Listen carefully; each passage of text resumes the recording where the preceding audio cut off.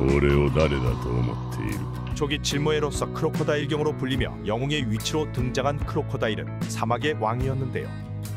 알라바스타 왕국을 근거지로 두며 세계 정부도 무시할 수 없는 군사력을 얻기 위해 노력을 해온 인물입니다. 자신이 생각하는 유토피아인 이상국가 건설을 꿈꾸며 세계 정부와 대립을 하려는 모습을 보였는데요. 俺たちのユートピアは軍事国家だ。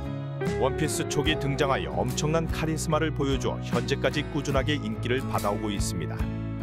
과거 루피와 같이 루키로 불리던 젊은 시절 크로코다일은 이미 온 바다의 이름을 떨치고 있었으며 골드로저의 죽음을 현 칠무회에 오른 인물들과 함께 지켜보았는데요. 과거 8,100만 베리의 현상금으로 당시 장군으로 불리던 더글라스 블릭과도 싸움이 가능하였고 혁명군 군대장인 이완코프와 숨겨진 악연이 있던 거로 보여집니다. イワンコフ。お久しぶりだわね、クロコボーイ。 8,100만 베리의 현상금으로 왕하 칠무의 자리에 올랐으며 로저가 사망 후 당시 최강으로 볼 수 있던 흰 수염에게 덤벼들었으나 개털린 게 확인이 되었는데요. 이후 이대로는 안 되겠는지 자신의 이상국가를 얻기 위해 군사력을 키우려는 행동을 취하였습니다. 인지도를 얻기 위해서인지 해적 소탕을 진행하며 크로코다일경이라 불리고 고대병기를 얻기 위해 알라바스타로 향하게 되었는데요.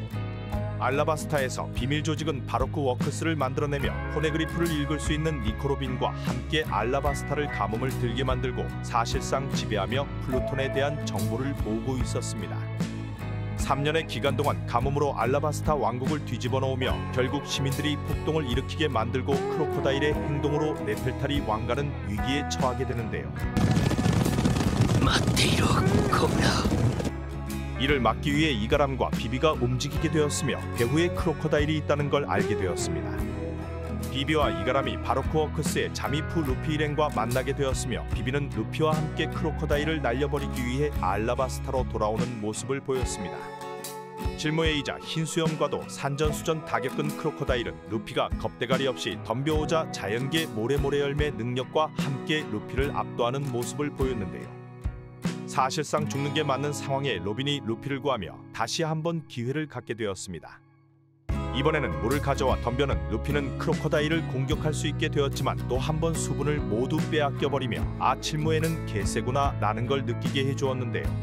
またお前の負けだったな。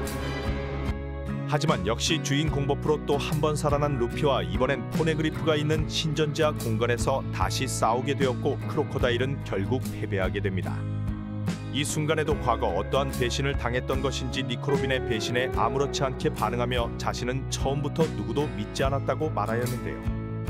여유있게 미소를 보이며 이런 건 예측을 했다는 듯 니코로빈의 가슴에 빵꾸를 내버리고 잔혹한 면모를 보여주었습니다. 最初から誰一人信用しちゃいねえからさ。 모래모래 열매 능력으로 몸을 모래로 바꿀 수 있으며 참격이나 포격 등 전혀 통하지 않게 만드는데요. 모래를 활용한 다양한 능력으로 자신은 악마의 열매 능력을 잘 다듬었다고 말하기도 하였습니다. 모래모래 열매는 잡는 것에 수분을 모두 빨아들이기도 하며 모래 폭풍 등 엄청난 장점이 있는 열매였는데요. 이런 모래모래 열매를 가지고 사막에 있던 크로코다일이 바다도 아닌 사막에서 루피에게 패배한 건 너무한 게 아니냐는 의견들도 나오고 있었습니다. 그리고 이런 의혹들은 크로코다일이 임펠다운에 수감된 뒤 더욱 증폭되었는데요. 임펠다운에서 다시 만난 루피와 함께 크로코다일은 임펠다운 타로구리에 난동을 피우며 모래모래 열매 능력의 강함을 다시 보여주었습니다. この右手は渇きを与える。 돼지건 암석이건 손을 가져다 대면 메말라버린 모래로 만들어버리며 사실상 임펠다운 탈옥도 혼자서 가능했을 거로 보여지는데요. 오른손을 가져다 대면 어떠한 것이든 메마르게 만들어버리며 과거 루피와 싸움에서도 오른손으로 모래모래 열매의 약점인 물을 흡수하는 모습도 보여주었습니다.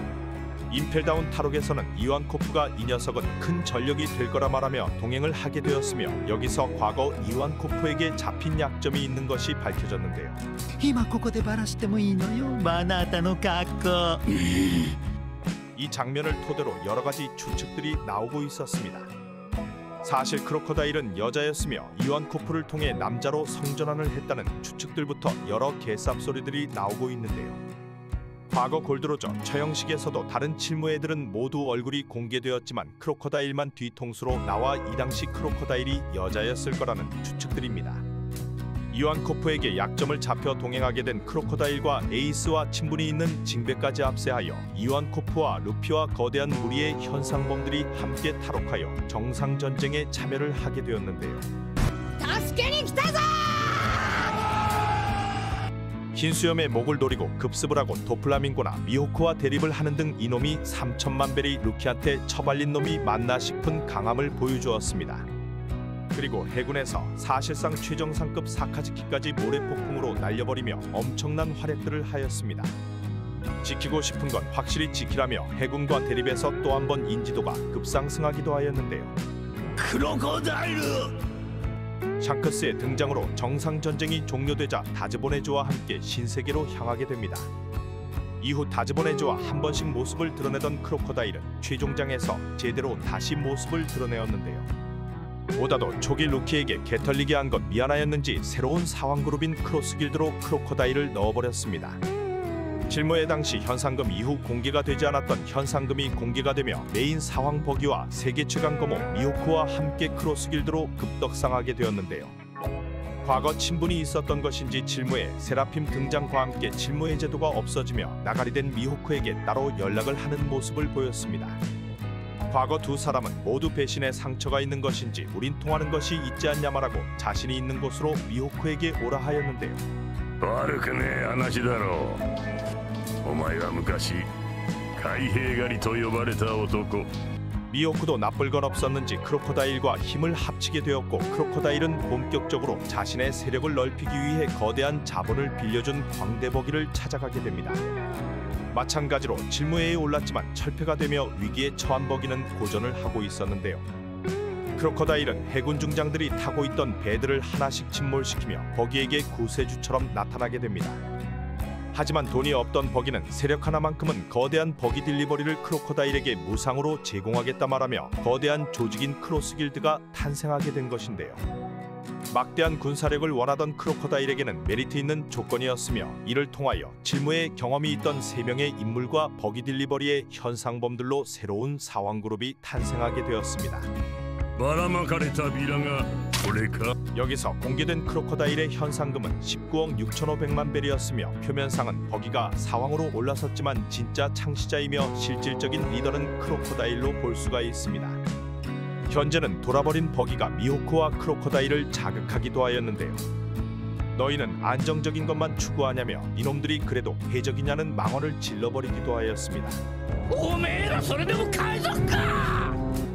그리고 크로스길드 부하들에게 원피스를 찾으러 가자고 전보벌레를 때렸는데요. 자리가 사람을 만드는 것인지 이런 상황의 버기를 제거하기도 애매하고 원피스를 찾자니 상황그룹들과 맞다이를 해야 하는 미호크와 크로코다일의 행방이 어떻게 될지 관심이 쏠리고 있습니다. 크로코다일은 초기 전투력 논란부터 과거 행적이 하나씩 공개가 되자 여러 추측들이 많은 인물인데요. 원피스 극장판에서 등장한 과거 로저의 적단의 전 선원인 더글라스 블릿과도 맞다이가 가능하였으며 무승부로 승패가 결정되지 않았다고 하였습니다. 더글라스 블릿은 해적왕의 부선장 레일리와도 비견되는 강자였다고 평가되었는데요. 극장판에서 블릿의 행적을 보면 최악의 세대를 혼자 압도하였고 해군대장이 포함된 버스트콜과 맞다이가 가능하였으며 질무회와도 밀리지 않았습니다. やつ一人を捕らえるためにバスターコールを発令した。 뭐 이 정도면 해적왕도 가능할 정도의 강함을 보여주었는데 이런 블릿과 싸울 수 있었다던 크로코다일이 얼마나 너프가 된 것인지 알 수 있습니다. 초기 등장 시 당연히 패기에 대한 내용은 전혀 나오지 않았으며 정상전쟁 이후에도 크로코다일이 패기를 사용하는 모습을 보여주지는 않고 있는 상황인데요. 최종장에서는 제대로 된 싸움 장면과 패기까지 사용하는 모습을 보여주며 떡상각의 강함을 보여줄 거로 생각됩니다. 이런 자연계열매 능력과 과거 엄청난 강함을 가진 점 그리고 도플라밍고와 같이 지략적으로 뛰어난 면모를 크로코다일은 갖추고 있습니다. 과거 바로크 워크스에서도 자신의 신분을 감추고 움직였으며 질무의 제도가 폐지되자마자 바로 미호크를 포섭하는 등 사왕과 싸우지 않고도 단숨에 사왕의 일각으로 올라서는 모습을 보였는데요. 버기가 니들이 그러고도 해적이냐는 소리에 해적은 비즈니스라 말하며 다음 생각은 하고 짓거리는 거냐 말하기도 하였습니다. 海賊はビジネスだぞ。 초기 루피에게 개털리며 많은 논란이 있던 크로코다일이지만 현재 자신에게 걸맞는 위치를 되찾으며 많은 인기를 받고 있습니다. 과거 너프에 대한 논란이 있지만 현재 최종장에서 사왕 그룹으로 올라간 만큼 앞으로의 행보가 더욱 기대가 되고 있습니다. 감사합니다. なるほど。ここで殺すとしよう。